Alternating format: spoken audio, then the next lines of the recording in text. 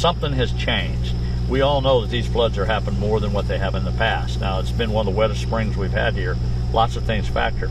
But I still believe that the states need to have a seat at the table to be able to discuss the management of both the rivers, the Mississippi and Missouri, that comes through our states. And other governors feel the same way.